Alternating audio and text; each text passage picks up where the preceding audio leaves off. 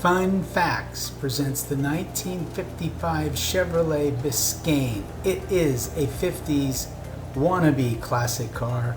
It's a concept car that was built in 1955. The photos that you're seeing are from 1955, so a lot of them are not that great a quality, but I couldn't pass up doing a video on this car, so let's get started now. The 1955 Chevrolet Biscayne. What follows is a brief history of the 55 Chevy Biscayne concept vehicle and the state of its ongoing resurrection by Joe Bortz, the famed concept car collector who owns about 24 former Detroit show cars. Chevrolet's landmark Biscayne show car debuted during the famous Motorama show in 1955. It was a car unlike any found in the driveways and freeways of America's suburbs. Instead of towering tail fins and acres of chrome trim, the Biscayne had a minimalist appearance with a trim silhouette, wide stance, and a minimal bright work. The only recognizable styling trait of the day was the wraparound stratospheric windshield. More significant, however, was the Biscayne's influence on future Chevrolet styling. Indeed, the Biscayne show car looks like the result of a Star Trek transporter malfunction that combined the DNA of a 57 Corvette and a 62 Corvair sedan, not to mention the bug-eye Sprite headlights. I mean, where did they come up with those? The Corvette's signature cover is there, but backwards in the front fender vent turn signal pod looks like the taillight trim from a Vette. The overall shape of the vehicle was an undeniably early peek at the Corvair. Like many show cars, the 1950s, the Biscayne was more of a styling exercise than a speedway runner. While the car had a front-mounted drivetrain and interesting features such as swivel front seats, most of the conventional components of the operational automobile were appearance-only items. There were no side windows, and the power window switches were dummies. The same goes for the instruments. In fact, apart from some motors and servos to open the door on the show floor, there were effectively no electrical system. Heck, it didn't even appear to have a conventional car battery or fuel tank. So regardless of its operational status, the Biscayne was one of the most influential concept vehicles produced by Chevrolet. The conventional design serving as a precursor to styling that would become prevalent in the coming decade. Interestingly enough, the Biscayne was introduced the same year as the new 1955 Chevrolet passenger car line, a design now considered a classic, but criticized by some upon its release for its restrained styling and sparse chrome.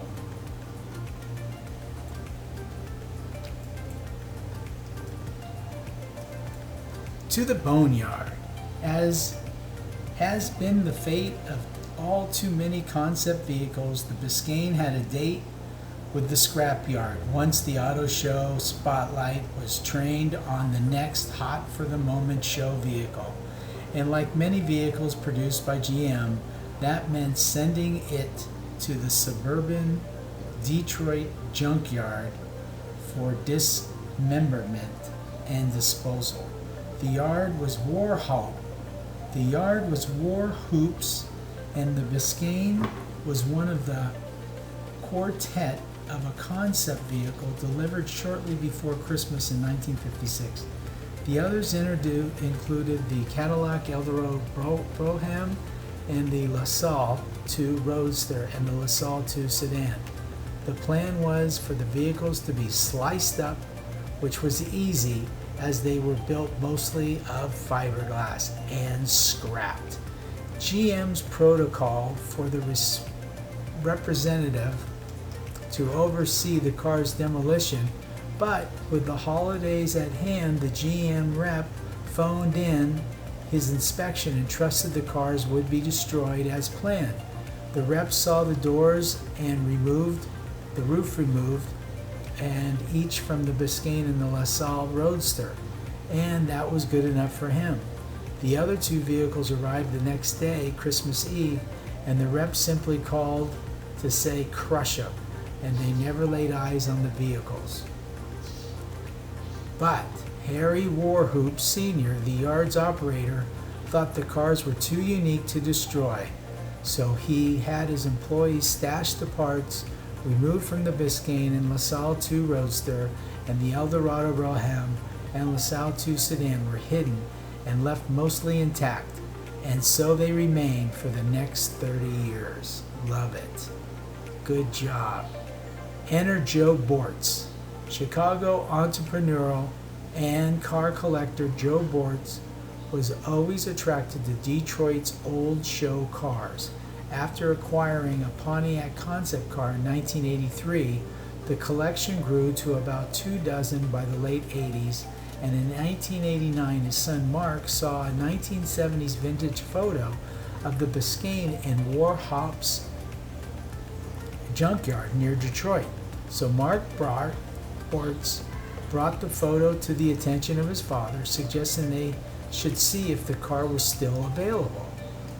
Joe Bortz initially dismissed the idea because Warhop's yard had a reputation as a repository for the big three old junks, and rumors had swirled for years that among everyday wrecks and clunkers there was a cache of hidden concept vehicles. He was familiar with the rumors, but was skeptical that the whole vehicles were to be found in the yard. Along with the rumors of the cars were the stories that Warhops wouldn't discuss them, says Joe. But Mark called, and when Harry Warhop found out that Mark was my son, he started to talk. As it turns out, Harry Warhop was familiar with Bortz's passion to save vintage concept cars and allowed the Bortzes to view the Biscayne in the junkyard. Warhop initially refused to discuss selling the car, but when he returned to Chicago, Joe Bortz was able to pry a price from the gentleman. It was way too high for a car in pieces, even if it was one-of-a-kind concept car, says Joe. I told Harry Warhop as much, but he replied the price was for all 4 GM concept cars. Bortz was momentarily speechless, but quickly agreed and made arrangements for the archaeological dig required to haul out the hulks, along with whatever pieces could be found to go with them.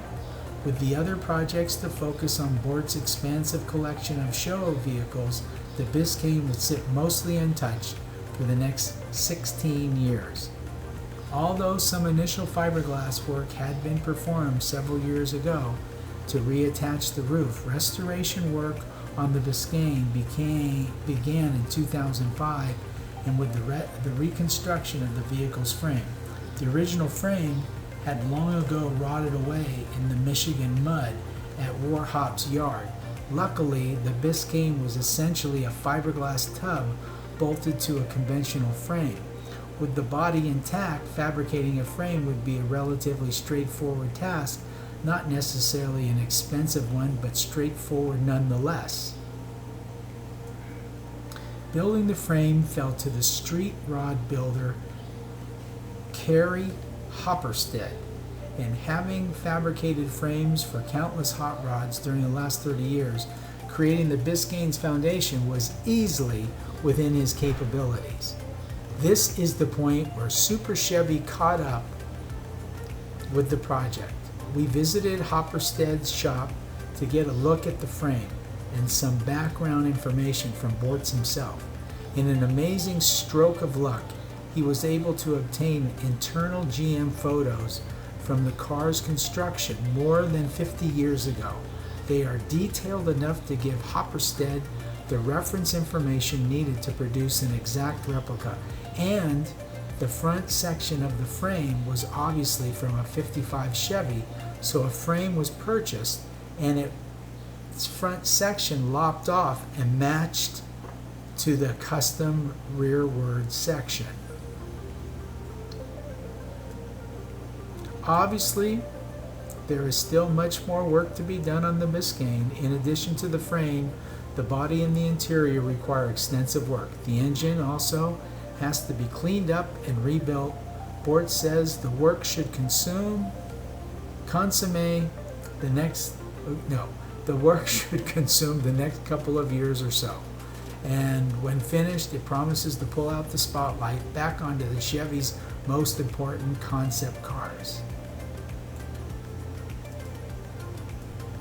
Okay, well, if you found yourself this far into the video, we'd certainly like to thank you for taking the time out of your day to watch our video. And if you like our video, please give us a thumbs up. It really does help our channel.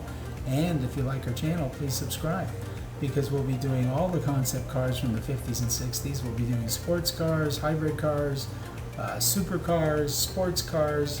We'll be doing autoramas and custom car shows and hot rods, so a little bit of everything for everybody. We hope to see you when we upload our next video. Thank you, and always, always, always take good care.